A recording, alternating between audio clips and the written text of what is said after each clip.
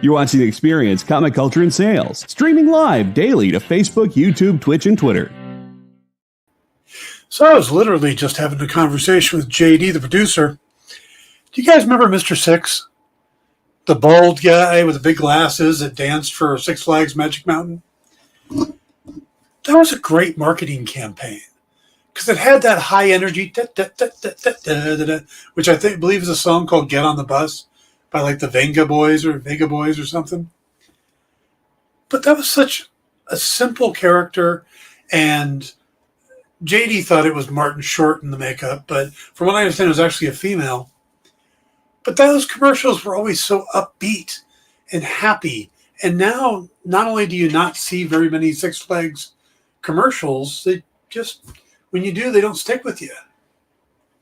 So that's the thing, is when you make a good character, you should stick with it. Like the Noid for Domino's. Do you know that the current Domino's boxes not only have a missing thing for the Noid, saying that they're looking for the Noid, but it's a promotion for Stranger Things because they tell you to call the Hawkins Police Department if you find the Noid? See, good mascots you keep around. That's why we have Kyle. Stick around for the Dan Wickline Show.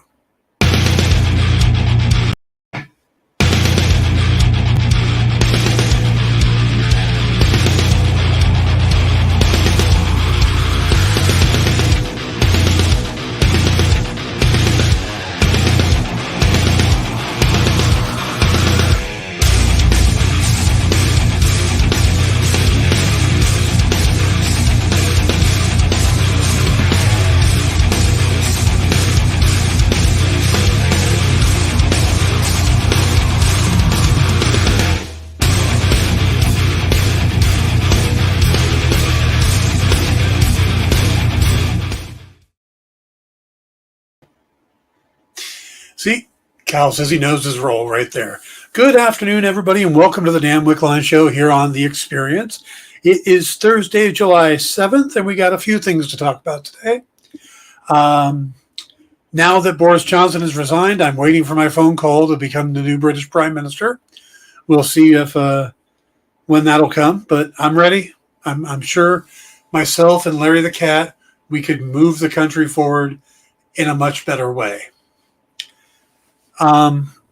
We want to acknowledge the passing of the great actor James Caan. It's interesting. When I saw the news today that he had passed, I went out and I talked to my mother and my nephew, and my nephew had no idea who James Caan was. So I had to mention a few things he was in. He's not really good with actors' names. So I said, the father on Elf, the writer in Misery that gets his leg broken. That's when he went, oh yeah, I can never watch that scene. And then my mother, it's always funny what connects things for her, because her immediate thought was, wasn't his son on Hawaii Five-0? I'm like, yeah. But is that really where you go to first for James Caan? Godfather, Rollerball, just so many amazing movies and TV shows. The Las Vegas series, his guest appearance on News Radio. Just Eraser, there you go. Just so many. This week I've been, I'm still recovering from the infections and stuff. So I'm trying to keep it a little easier. I got my comfy chair set up, and I've been crocheting. I'm making my mother a blanket. And I've been doing that the last few nights.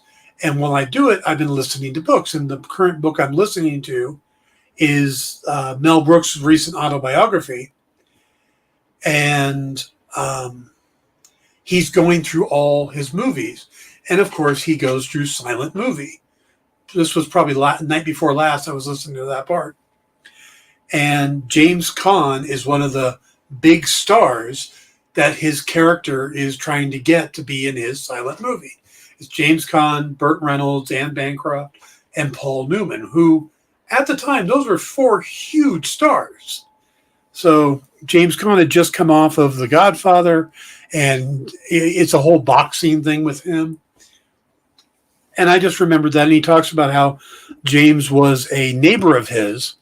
And when Mel would go jogging in the morning, he would run into James Caan. So one morning, he had decided to do this silent movie and knew he had to get some big stars. So he was out jogging. He saw James Caan and goes, "Hey, James, you got a movie. I'd love for you to have a cameo in it." Explained to him the movie. And James was immediately like, "I'm in. Yeah, let's do it. Sounds like it's like a day's worth of shooting. I'm in. Sounds like fun." And he was the first one to commit. Then he turned around and goes, "By the way, if you guys want a puppy, my dog just had a litter. You should come over and pick one. You can have one."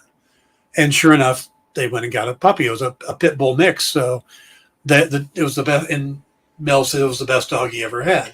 So it was a neat little story about James Caan and stuff like that. But it was weird to hear that. And then 2 days later, you hear James Caan passed. But man, the guy was just a phenomenal actor and has been in so many things. I mean, I'm not even going to try to remember them all. You should go out to IMDb and just scroll through, because you're going to see a lot of things. So you're going to see a lot of things you probably don't remember. There was a movie, and I can't remember. I think it was like Harry and Frank Go to New York or something to that effect. But it's him and Elliot Gould and Michael Caine. Will Ferrell's daddy from Elf. Just James Caan was great. And again, and he even appeared on Hawaii Five-0 with his son. So he's done a lot of great stuff, and it's sad. I mean, he's 82 years old, and when you get to your 80s, it's, usually that's, well, you did good. You made it 80 years on this earth. That's pretty good. But still, you feel bad because, the guy's life is over, and he's done so many good movies and stuff, and it's just a shame. So, but what I heard is there's one more movies to come out. He's got one movie he finished filming with Pierce Brosnan. It's a hitman movie. I don't remember the title. I think it's like Freddy's Big Day or something. But yeah, there's one more James Caan movie coming out, and it's with Pierce Brosnan, and it's a hitman movie. So I'm so looking forward to that. But all right.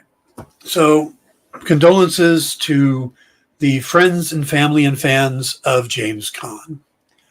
JD says he always had an intensity ready to pop with everything he did. Yeah. Fast Charlie. Thank you, JD. So Fast Charlie's still coming out, so we get one more chance to enjoy James Caan. I mean, I think everybody probably has a favorite James Caan film, but you go back and, everybody's paying tribute to him today. Both Al Pacino and Robert De Niro have come out to talk about him. The Godfather movies he was in, and just down the line. He did comedy well, too. So, all right, let's move on. There's some big news today. JD says he was actually signed to 2 more movies, too. He was not at all looking to retire. No, and I mean, there's actors that keep going until their 90s. So, yeah. All right, let's talk about the big news today. And that is for fans of the Netflix Daredevil series. Now, this has been rumored for a while that Charlie Cox and Vincent D'Onofrio were going to appear in the Echo series. The Echo series, of course, spin-off out of the Hawkeyes Disney Plus series, starring Alaqua Cox as Maya Lopez. So in Hawkeye, Vincent D'Onofrio plays Wilson Fisk, the Kingpin, and is actually her uncle. And of course, we see that it looks like he gets shot by her at the end. Well, the word is that both he and Charlie Cox will appear in the Echo series. And this word is actually coming from the Hollywood Reporter, but it's now being echoed by Deadline and just about all the big legitimate sites. So this isn't just the rumor mill anymore. And no, Marvel, of course, hasn't come out and said, yes, that's what we're doing. But it's, usually when Deadline and stuff pick up the story in the Hollywood Reporter, it's pretty much accurate. So, hey, Ken, good to see you, Kenneth. But the word is that Charlie Cox will be playing Matt Murdock again, like he did in Spider-Man No Way Home, but he'll also be suiting up as Daredevil. So we'll finally get to see the MCU version of the Daredevil costume. Because it won't be the exact same as the Netflix series. They will make changes. But then again, that's what the Marvel does, is they always tweak the costume to a certain point for more toys, more stuff like that. And also, over the years, they figure out, how to make the suits better for the actors. So now, the story or the plot that Charlie Cox will be playing in supposedly has Daredevil looking for a former ally. And the word is that ally is Jessica Jones, and that Kristen Ritter will be reprising her role from the Jessica Jones Netflix series. And remember, Daredevil and Jessica Jones were the only two of the Netflix series to actually get 3 seasons. Now, having her come back is the third person from the Netflix stuff to actually cross over into the MCU. So if that does happen, will they continue that, bring more and more characters over? Will Mike Coulter come back as Luke Cage? Will John Bernthal come back as the Punisher? And would Finn Jones come back as Iron Fist? I mean, I know that a lot of people would be like, okay, we definitely want Bernthal back. Coulter, we'll take Coulter. He was pretty good. And then they go, no, we don't want Finn Jones. I have a slightly different opinion on that, because I think the problem with the Iron Fist was the writing, and the second season was starting to improve it. And I think Finn Jones improved in the second season. And there's a lot of the characters that I would like to see back. I loved Jessica Henwick as Colleen Wing. I thought the Misty Knight actress was incredible. I can't think of her name off the top of my head. I thought the casting, Rob Moran, don't remember which one it is, but the one who played Turk, awesome. I mean, just down the line, they did really good casting in that show. So yeah, Finn Jones wasn't the best portrayal of Iron Fist, but when they had him come over to for an episode of Luke Cage, I thought that episode was one of the best Luke Cage episodes, and it felt like Heroes for Hire. So if they could go in that direction more, then I'd be fine with Finn Jones coming back, and keeping the rest of the actors that were established in the Netflix universe, and also to kind of keep that universe intact. I mean, they can fudge here and there and go, oh, wait, no, that didn't happen, this happened.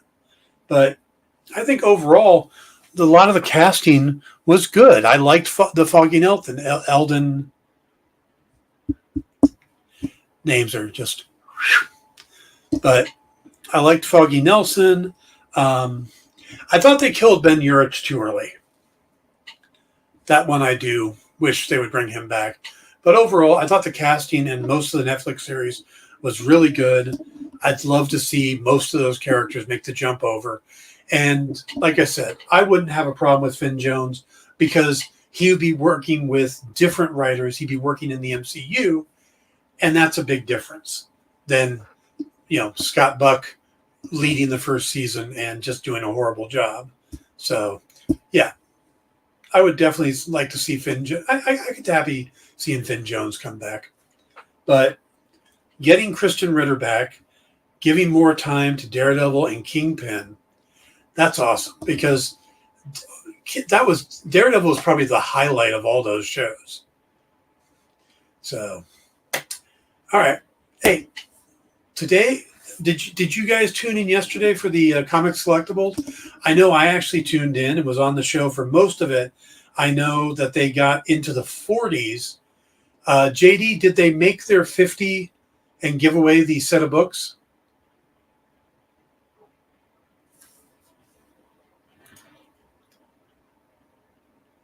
Excellent. I'm glad to hear it.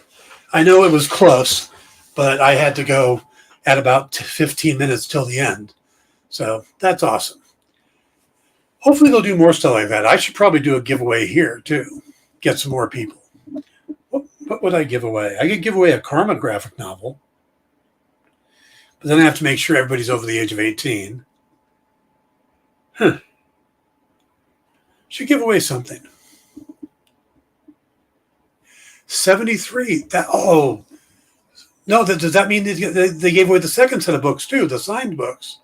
Well, Nick didn't have anything to eat, so he started coming on and changing all the rules towards the end of the show.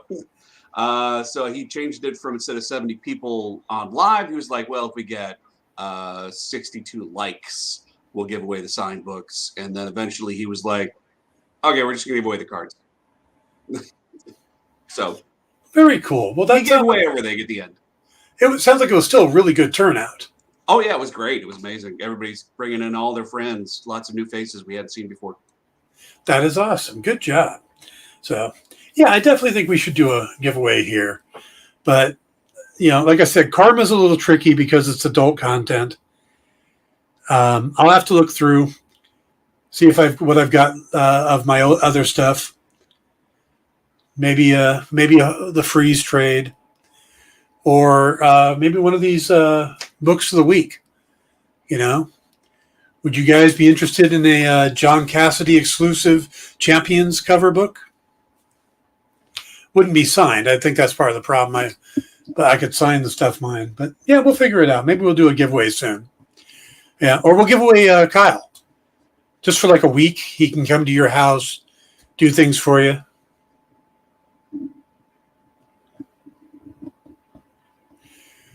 Free download of your Google Novella.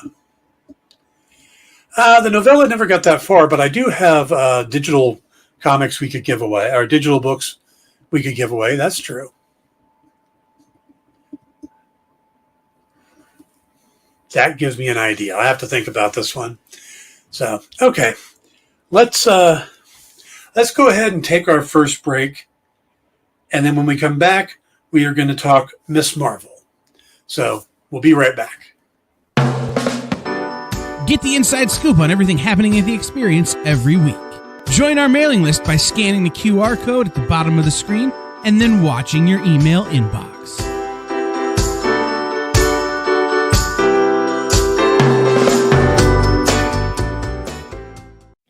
Comic Collectibles is a pretty straightforward show. You got Rex here, he sells the comics, and you got Rocket Robbie, he knows about the comics. And finally, John, well, no one really knows what John does. I mean, don't get me wrong, he's a great guy, but he just keeps showing up. Come to think of it, I don't even really know how he gets in here. Anyway, awesome comics, rare books, rarer signatures, slabbed books, and amazing cover sketches by Ken Hazer and others. Simple formula, you want the comics, you buy the comics. To sum up, Rex sells the comics, Robbie knows the comics, and John, who might possibly be a ghost. I mean, seriously, has anyone ever seen him show up or leave? Comic Collectibles with Rex and John, Mondays from 6 to 8 Eastern on The Experience. Comic Culture and Sales.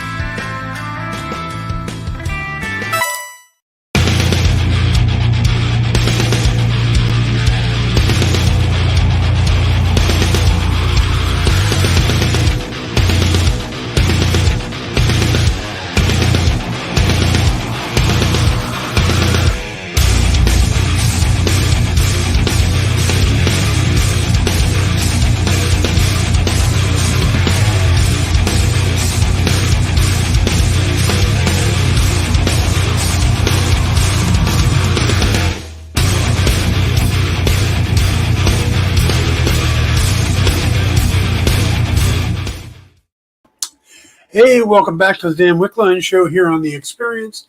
And let me go ahead and give you quickly the lineup for today, just so you guys know that you're going to want to stick around. Because right after this show, Miss Jen's up with What's in the Box.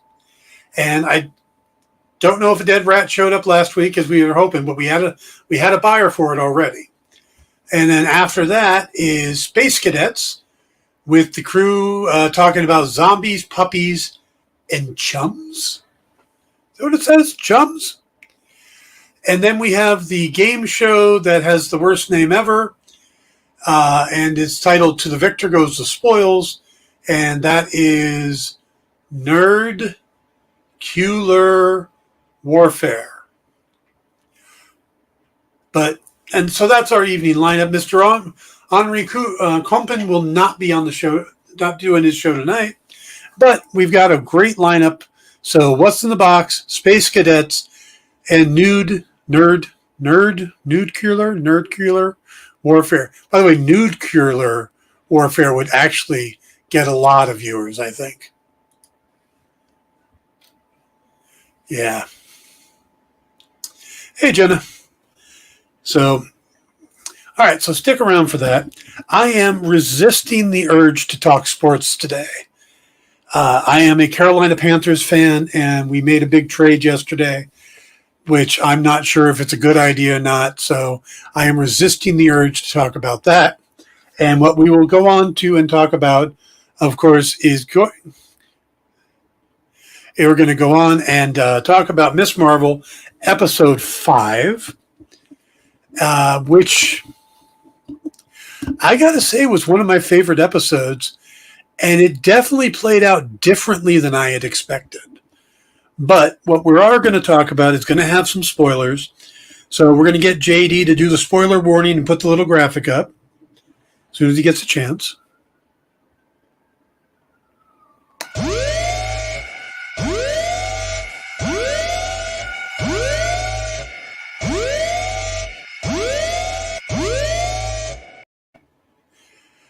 I think I want that as a ringtone on my phone. Not to be for everybody, just to be like for a specific person. So like when Nick calls me, that would be funny. All right. So episode 5 of Miss Marvel picks up from where episode 4 left off, which is a good way to do shows. I got to tell you. When Nick calls you, it's always an emergency. What's funny is most people don't know this. Nick's favorite TV show for a long time has been The Flash, because The Flash is his favorite comic book character. So I made the ringtone for it the theme from The Flash. Because Nick and I used to, when I worked for Bleeding Cool, Nick would call me after The Flash and we would chat about the episode. So yeah, if you ever hear my ringtone go off during the show and it's the theme from The Flash, it's Nick. All right, so the episode 4 ended with Najami running a dagger into the bauble, or in the bracelet, or bangle. That's it, bangle. I don't know. I don't like the word bangle. I don't know why they keep using it. It seems like it should just be a bracelet or something, but they do call it a bangle, so we will as well. Let's see. I just want to pull that up so I get all the names.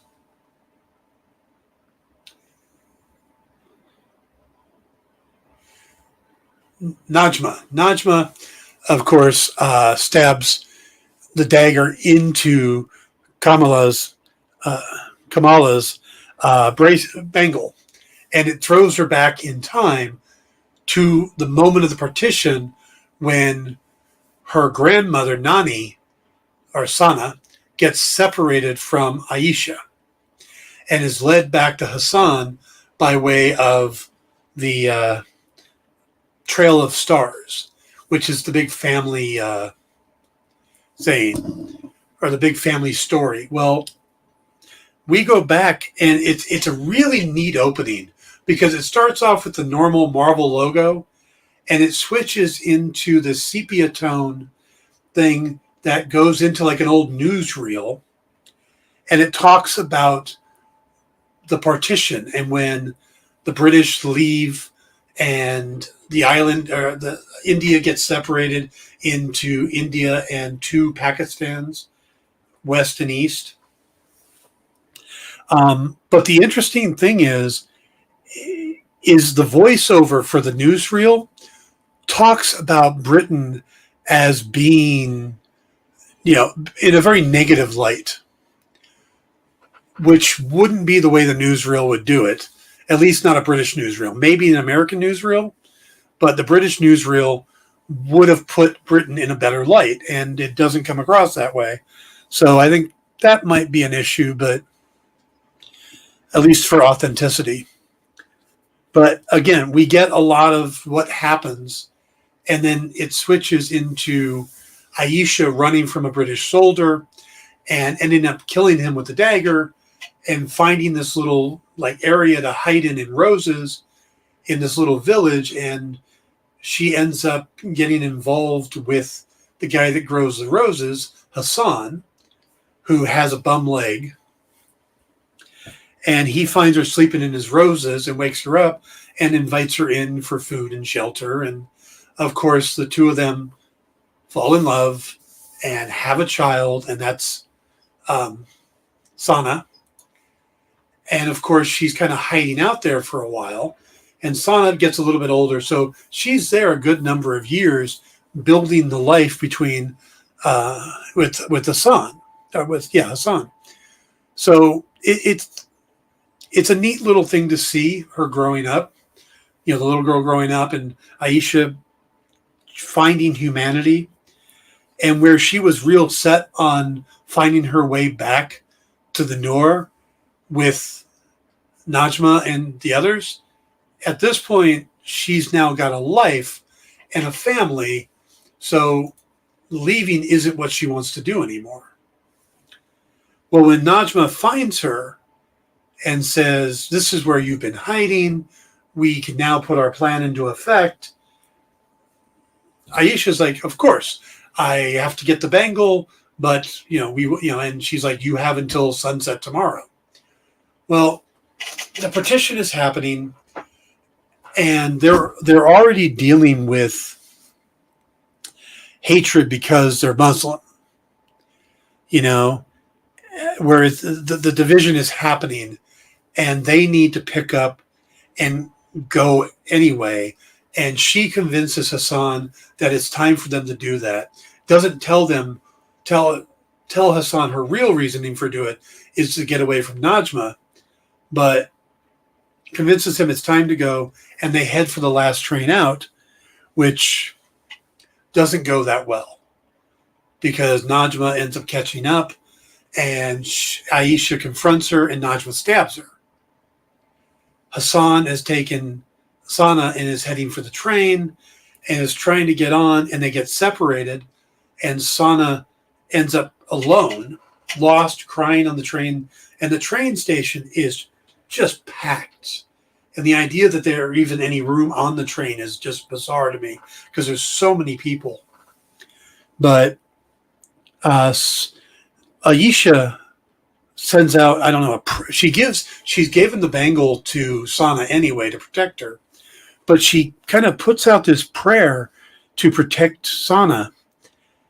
And it's that moment that Kamala,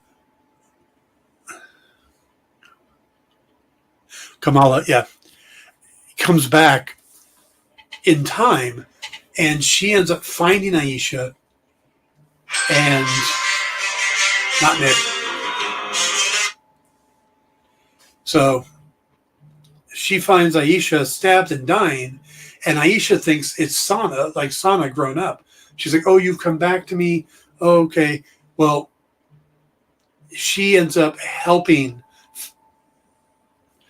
Kamala helps Sana get back to Hassan, and she ends up creating the trail of stars that leads her back. So the family story that's been passed down through generations is Kamala's doing. It isn't Aisha. It isn't anything else. It's from, at first Kamala tried to give her a pathway through her Nor lights or her hard light. And then it turns out, it breaks apart into this path of stars that leads her right back to Hassan, and they get on the train. So we see Aisha die, but she doesn't die alone because Kamala's there. So it's a very touching episode, but at the same time, in modern day, Muniba is worried because Kamala hasn't come home, and she's there with the cousins and Sana, and they're trying to figure out how to find her. And the cousin basically rats her out saying, well, if she's got a cell phone on your family plan, we could use the Find My Phone app and, track her down. And Muniba's like, how is it I'm just finding out about this? Why didn't somebody tell me I could have done this years ago? So they used the phone to try to track her. And once Sana is with Hassan, Kamala comes back to the exact spot that she left, and we see her and Red Dagger. I know he has another name. I don't remember what it is, but the Red Dagger guy and Najma, and of course Faria, and they're all there, and we see the portal has actually been opened to the Nor, and Faria tries to walk through, and for just a minute, it looks like Marvel's Agents of S.H.I.E.L.D. When someone would get near the Terrigen Mist, it would encase them in stone, and then they would break out and now be powered. Well, this cased Faria in stone, and then everything just dissolved, just leaving her skeleton, and her skeleton dissolved too. It's like not Terrigen Mist. Not the same thing. Looked a little bit like it, turned out very different. So she's dead, and Najma feels she can make it. And, Kamala and the Red Dagger are trying to get people out of there. She's using her hard light to create barriers to try to get people to safety. And then she ends up trying to convince Najma, says, this will destroy our world and you can't get through. Help me close it. And Najma's like, no, I can make it through. And then she says, well, what about Kamran? You're leaving Kamran. And she says, I've already abandoned him. And she's like, well, go get him. Because she doesn't get that, abandoning somebody. It's just not in her nature. And what we get is this turnaround by Najma that suddenly she's like, you're right, but I think I can close the portal.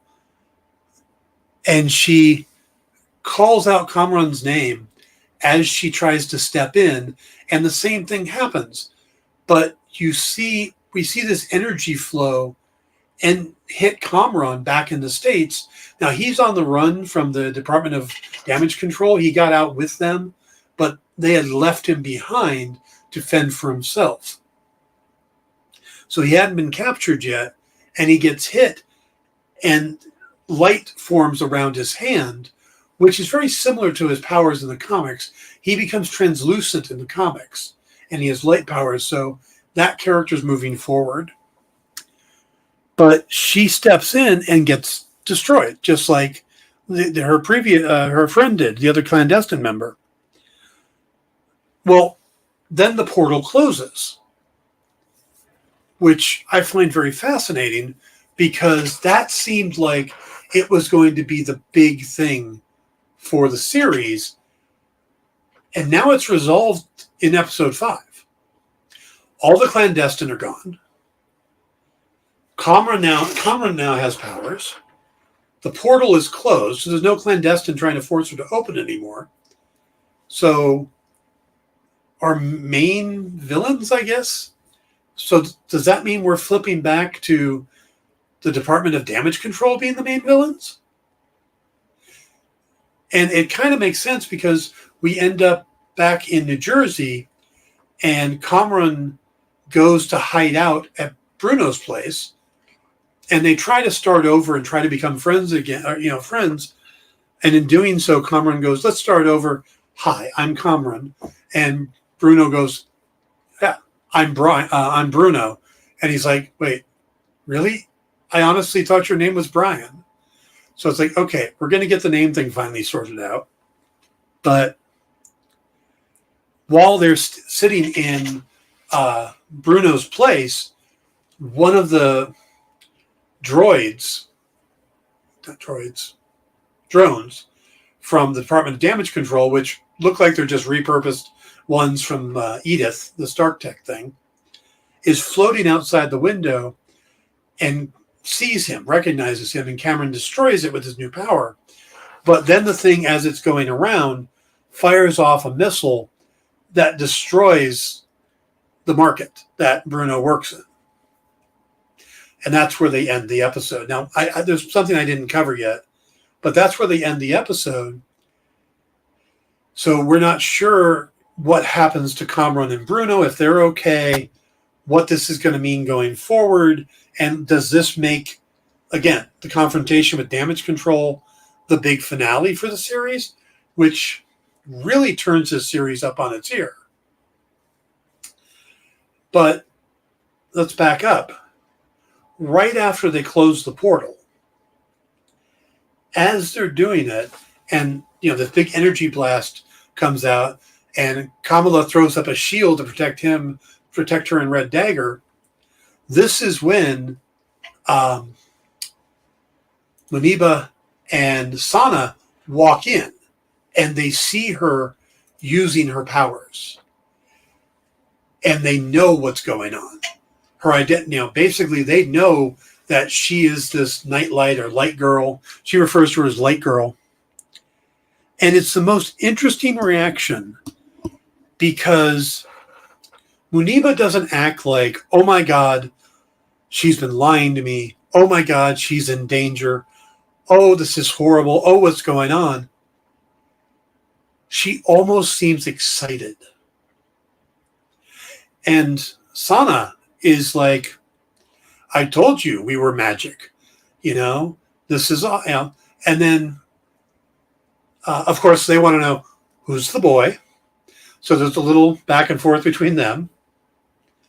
And then she gives Sana a picture of Aisha, Hassan, and Sana as a baby that she had gotten from Aisha when she had gone back in time. And Muniba is definitely like, who took this picture? And there's no real explanation. I have a feeling it'll all get explained off camera, which is fine. We don't need to hear it explained, but it's a pretty good chance she's going to get the full story. But this brings the three of them closer together because for Sana and Muniba, it changes the dynamic of their relationship. It takes them from Muniba left Pakistan because everybody thought her grandmother was a horrible person because of the lies, and that Sana was crazy, that she had all these wild thoughts and stuff. And now Muniba can see that all of that was real. That at one point she says, I didn't see what you needed me to see. And there's a connection there, a reconnection there, which I think is wonderful. But there's also a connection between Kamala and her mother, who sees her daughter as something different now, but something special, and sees the bigger picture. And she's not upset. She's not freaked out. She's proud of her daughter. And Marvel has spent a lot of time showing us relationships between fathers and sons and fathers and daughters. They haven't really done a lot with mothers. And I really like what they've done here. The connection that between the three of them, and even between Sana and Kamala. And that was great from the beginning when she showed up. She's like, Nani. That's been a great relationship from the beginning. But you just see the three of them become closer with the realization that all of this stuff is real. All of the stories, the Trail of Stars, it's real and it's special. And we've also been watching as Kamala has been putting her outfit together. You know, she's now wearing the red dress-like outfit. She's gotten the blue waistcoat from the Red Daggers. She gets the scarf from Red Dagger himself. And then the necklace that she was wearing that we get to see early on gets broken. And when Muniba holds it up, it's the S that goes on her chest. So I get the feeling that Muniba is probably, when they go back, going to put together all of those items into a costume. And she got the mask from Bruno. But it'll be a costume that represents the Red Daggers and Bruno and her family. And so there'll be a real meaning to the costume. And I really like that. Josh says, for a woman who is so distraught and embarrassed by her mother's insistence on magic stuff that she fled her home country, instantly accepting her own daughter having powers felt like BS to me. I really was not a fan. Okay, I get that. It clicked for me, though. And I think the actress sold it in that the wonderment, but also that all of this stuff that had been such a negative in her life because, you know, my grandmother's crazy, all these stories, suddenly it's all real. And her mother isn't crazy. It's all legit. It's all, you know, and she just didn't see it. So I kind of get it. And it worked for me, but I can totally see why it didn't work for you. So, all right, let's take our last break. And then when we come back, we'll talk about what we might be getting in the season finale. I mean, what's left to find out. So stick around. We'll be right back. Did you know that every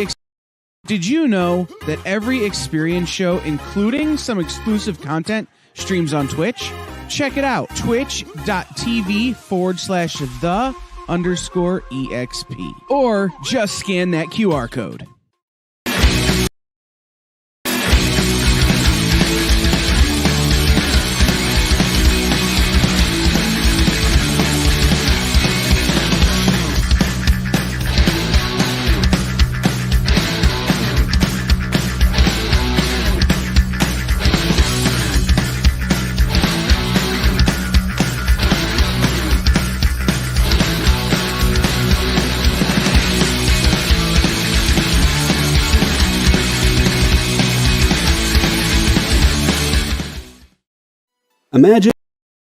Imagine being at a convention and going to an interview panel that's just for you. No bustling crowds, no hours-long lines, just you, the moderator, and your favorite comic book creators. Well, this is pretty much that. Miss Jen sits down every week with 2 comic book creators for a live stream interview about their latest work, and you can ask them whatever you want. It's Talking Shop, Mondays at 5 Eastern on The Experience, Comic Culture and Sales.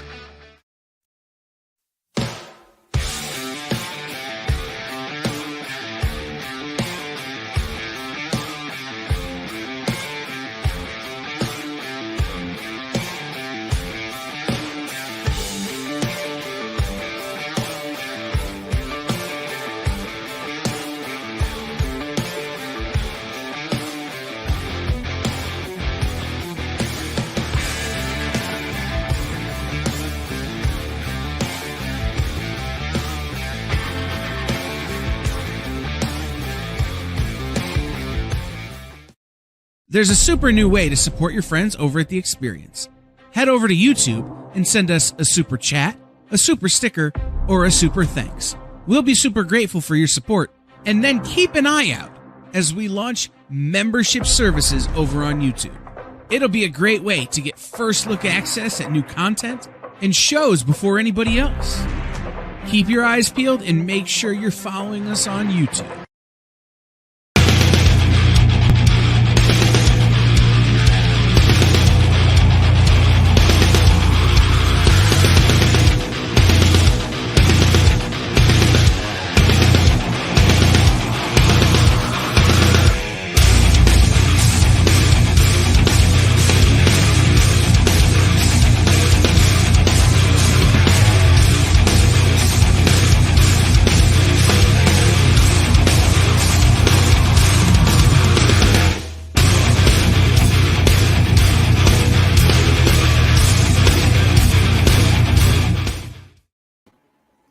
Hey, welcome back to the Dan Wickline Show here on The Experience. Remember, coming up right after this is Miss Jen with What's in the Box, where she takes a random box from the warehouse and sells you what's inside of it. I'm always curious. I keep waiting for that odd thing to pop up. But if you follow Miss Jen on Facebook, she has been posting some amazing art stuff from the warehouse over the last few days. Some of it is going up on eBay. Some of it she's just offering it up in Facebook. And it's been some amazing, amazing stuff. So you want to check it out. All right. So we just got through with the 5th episode of Miss Marvel. We're going to be getting the final episode on Wednesday. And the show gave us a twist. You know, it took a while to get to what seemed like was going to be, these are the bad guys for the series. You know, originally we had the Department of Damage Control in episode 1. We get introduced to Cameron in episode 2. We learned about the Jinn or the Clandestine in episode 3. And it looked like, okay, they're going to be the bad guys because they're impatient and they attack the wedding and all that. Episode 4, they end up in Karachi. Episode 5 is a whole flashback series, and then it ends up at the end wrapping up the Clandestine storyline. It's like, wait, we have another episode, right? I mean, there's a 6th episode. I mean, you know, I'm going to double check on IMDb. It's supposed to be 6 episodes. I'm pretty sure. Yeah, there's a 6th episode coming up.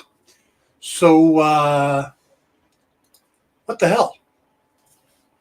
We've already wrapped up the thing with, I mean, if the 6th episode is basically just the family sitting around and learning about what Kamala can do and getting the costume, and we get more time with the family, oddly enough, I wouldn't hate that. It's not going to be. I get it. But I have really enjoyed most of the family stuff in this series, which is not what I expected going into it. But Josh points out that the mom actress is fantastic, and that is Zenobia Shroff. I love the dad. I think he is so much fun. The enthusiasm he had when he was wearing the Hulk costume was just so beautiful. And then when she's like, he's not going, that would be embarrassing. I felt so bad for him. My heart broke with him. And, you know, and again, all of these actors in the show have been absolutely fantastic. Even the ones that get really short amount of time, like Waleed in episode 4 or Hassan in episode 5 and Aisha. These have all been such good actors, and they're bringing in some of the best Pakistani actors out there as Muslim actors to play these roles, and it's showing. I mean, they're bringing in some of the best, and even though we don't get to see them a lot here, we should, because they're fantastic. I haven't noticed a bad actor in this, you know. So it's from that point of view, I think it's been fantastic. But the story now, we go into the final episode. What we have left is Kamran now has powers. he and Bruno could be hurt. It could be a lot of situations there. Kamala needs her costume, which again, I think the mom's going to make with all those components that have been put together. JD says, well, one thing still to do is she has to find Lockjaw. I don't think we're going to get Lockjaw. Oh, and the idea that of a cameo at the end, I think it's less and less that the cameo, it would be anything more than a cameo. People have been like, well, will Brie Larson show up or Teyonah Parris? So we get either Miss Marvel or Captain Marvel or Monica Rambeau because it's going to tie into the Marvel series. I think they might pop up in a post-credit scene now, but I don't see how they would play a part in the bigger story. But it's like the only thing left is damage control to take care of, and that one particular character who comes from Spider-Man who seems really hell-bent on bringing in Miss Marvel, and now because they had captured Cameron and he got away, so I don't really know what the final story is going to be. Is she going to go try to help Cameron? Is she going to go up and stand up against damage control? Because they are the legal team, so how... I don't quite get where, or will we find out that maybe he's a Kree? Not a Kree, a Skrull? And that's how it ties into the Marvels? They got a whole nother episode, and they got to do something with it, but it's not obvious what they're going to do. And that makes it interesting, but there's not a lot of left unresolved. I thought going into the 5th episode, there was quite a bit unresolved, but by finishing up the clandestine storyline and getting her back from the past and having her reconnect with her mom and all that stuff, kind of takes a big chunk of the series and wraps it up with a full another episode to go. Josh says they spent more time setting up the development of the costume than the development of some characters. I just wish they saved the Pakistani arc for a season 2 or 3. I don't know. I think it was important for the story of Aisha and the clandestine, but like I said, it just seems weird that they wrapped it up before the finale. What is the big pressing thing going into the finale? Had they not... I feel like Najma giving up and helping to close the barrier or the portal or whatever you want to call it was too easy. And that maybe she's now somehow combined with her son and might be able to take him over, or I don't know if we're done with her yet because that seemed almost too easy. But at the same time, most of these Marvel series end up being a lot more straightforward than we expect. We expect big twists and stuff, and we don't necessarily get them. So could it really just been that easy that she's like, but it's your family, go back. And JD says, see, Josh, I think that what the series was about, the storyline was a backdrop for Kamala's journey,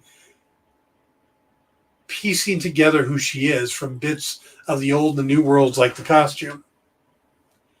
Yeah, this is, in a lot of ways, this is a prequel for the Marvels movie because they've already set up Monica in the WandaVision series, and we've already got Captain Marvel established, and the three of them, plus the family is supposed to be in the movie too. The mother, the father, and the brother are all supposed to appear in the Marvels as well. So somehow... and they had to build her up to the same level, at least as Monica, so that they could go into the movie. And I think they've done that. But again, they got a whole other episode left. What left do they need to resolve? That's my key thing. And I know it's the costume is one of them. and Cameron is still out there. So you got those two things, but is that enough? Is it damage control they go up against? Or is Najma not done? Was that too convenient and an easy out? I hope it's that she's not done, because that was probably the weakest part of the episode to me, is how she just goes, I can close it, and yells out Cameron's name and disappears. Just doesn't seem like her character, that she spent all those years trying to get home and then just goes, oh, no, you're right. So, I'm not making a guess. That's more of a hope, because I think it was a little too easy. But I don't know what they're going to do next episode. I'm really curious about that. I'm curious about the boys, and I'm curious about that. And by the time I come back on Tuesday of next week, we'll have an answer to both of those. So we'll talk the boys on Tuesday. I'm not sure what we'll do Wednesday. I might finally get a chance to see Doctor Strange in the Multiverse of Madness. We might talk more about Only Murders in the Building. And then Thursday, we'll do the finale of Miss Marvel. So thank you guys for watching. Remember to stick around for all the great shows tonight on The Experience, starting with What's in the Box, Space Cadets, and then Nerdcular Warfare. JD just pointed out that The Old Man would be a good show to catch up on too, and that does look good. I also want to watch the new Terminal List with Chris Pratt. So those will be coming up on this. We'll be covering those too. So, but thank you guys for all watching, and I will see you next week. Have a great weekend, and stick around for What's in the Box. Good night, everybody.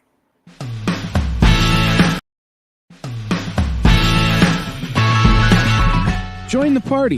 Head over to our Linktree to find all the links for everywhere the experience is all the time.